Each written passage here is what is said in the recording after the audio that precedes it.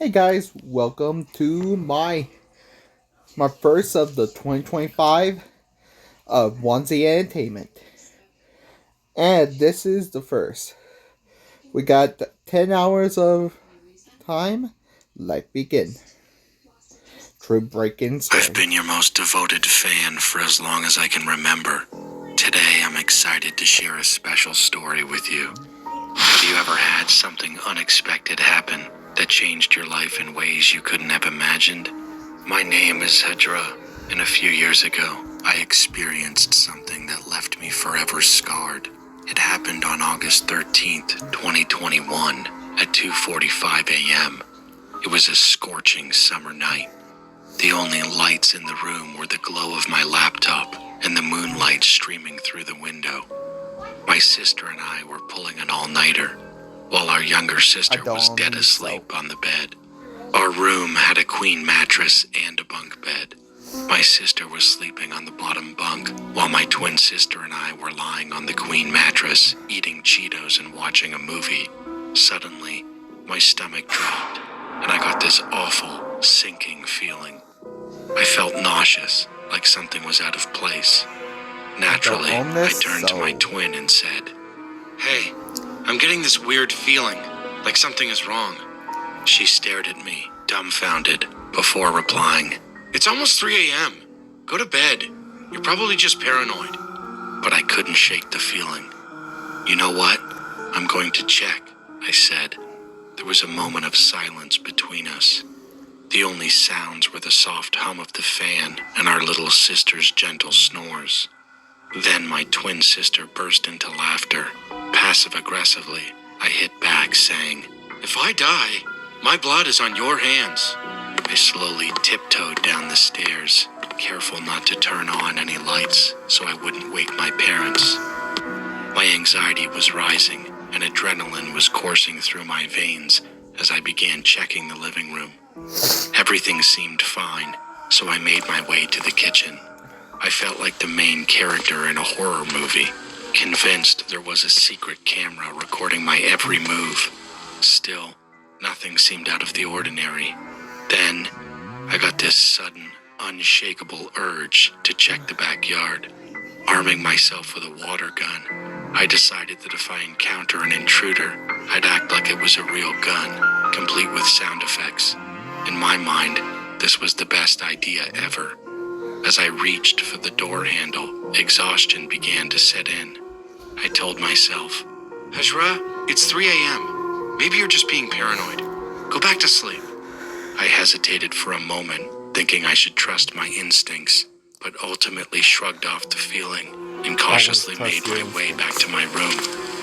Once back, I wrote everything down in my diary, while my sister teased me mercilessly. The next day at lunch, my family and I were eating together when my mom said something that made my blood run cold. Shivers went down my spine, and the hairs on the back of my neck stood up.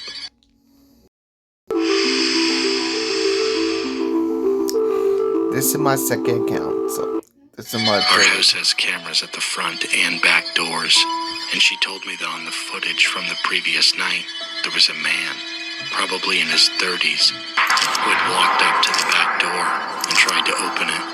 I asked her what time it happened, and she said it was around 2:45 a.m., which is right when I had gone downstairs. To this day, I still wonder what would have happened if I had opened that door. How would things have ended? What I learned from this experience is to always trust your gut feeling and never, ever open the door at 3 a.m. Yeah. This happened a few years ago.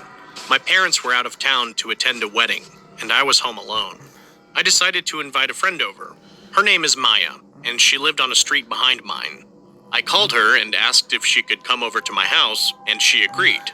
I got up and started preparing snacks and tea for us. About 20 minutes later, I heard the doorbell ring. It rang over and over, as if the person was in a rush. As I reached the door, I asked, "Who was there?" It was Maya. When I opened the door, she rushed inside. She looked terrified. I could see she was shaking and out of breath.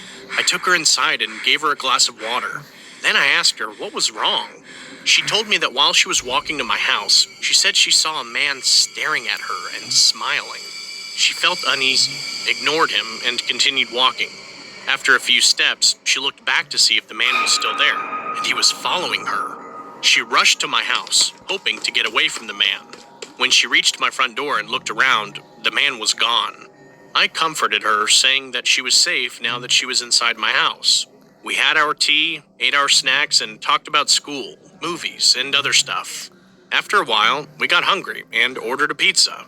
Then we watched Netflix. About half an hour later, my doorbell rang. I assumed it was the pizza delivery guy, so I went to the door and asked, "Who is there?" The voice on the other side responded, "Pizza delivery, ma'am." I was about to open the door, but my friend shouted from upstairs like a maniac. She rushed downstairs, screaming at me to not open the door. I froze. She grabbed my hand and pulled me upstairs into my room, locking the door behind us. I asked her what was going on, and she told me she had been looking out the window. It was the same man who had been following her earlier, standing at the door. I was shaken. I immediately called the police. While we waited, we heard someone banging on the door and screaming for us to open it. All we could do was sit and cry. A few moments later, we heard police sirens. When we went outside, the man had been caught. Later that day, the police informed us they had found the body of a pizza delivery man who had been stabbed to death. The man at the door had planned to murder us too. Till this day, I think about what could have happened if my friend hadn't seen the man outside. It's possible I wouldn't be alive to tell you this story. This happened to me when I was about 10 years old. My family and I were on vacation, and we traveled to our destination by train. My relatives live in a different state, and we decided to take the train to go there since we were middle class and didn't want to spend a lot of money on plane tickets. Once we reached the station, we grabbed our stuff and got off the train. As we were walking down the platform, out of nowhere, this weird guy came up to us with a large smile on his face. He was one of those people who help you carry your luggage from the station to your cab and charge a fee. He stood in front of us and asked if we wanted help with our luggage. My dad politely told him no. My dad and my older sister were busy trying to book a cab to take us from the station to my relative's house. The man didn't give up. He kept standing there and watching us. I figured it was a tactic to keep standing there to make you uncomfortable so you'll just accept his help and pay him. But something was very weird about this guy. He didn't seem like he was just hoping to convince us. He kept staring at me, and all of a sudden, he started touching my hair with his muddy hand, the whole time with that wide smile. At first, I just smiled and hid behind my mom. Often, people would warmly touch my hair because I was considered a very attractive boy for a 10-year-old. At least that's what my family thought. I assumed he did it to make us agree to take his help, but boy oh boy was I wrong. After touching me once, he immediately touched my hair again, and my mother calmly told him to back off. He didn't move an inch and just stood there. My dad and sister didn't notice what was happening because they were still busy on the phone booking the cab. My mom and I moved closer to them, but the creepy guy, still smiling, came closer again and started touching my hair and petting me.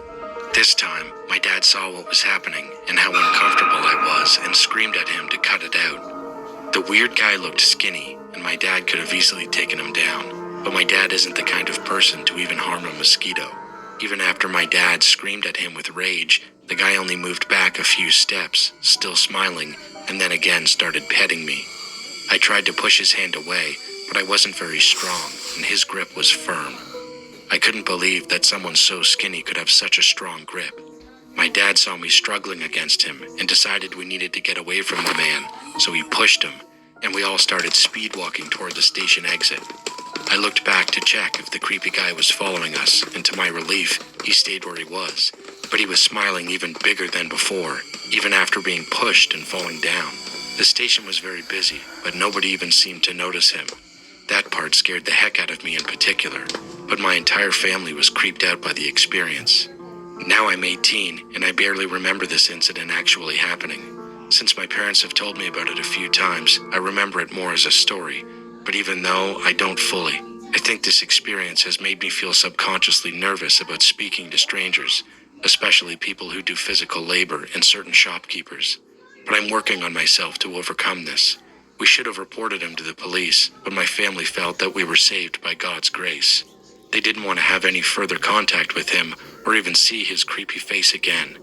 I still don't know what his intentions were with me, but I'm grateful that my family is so protective and always has my back.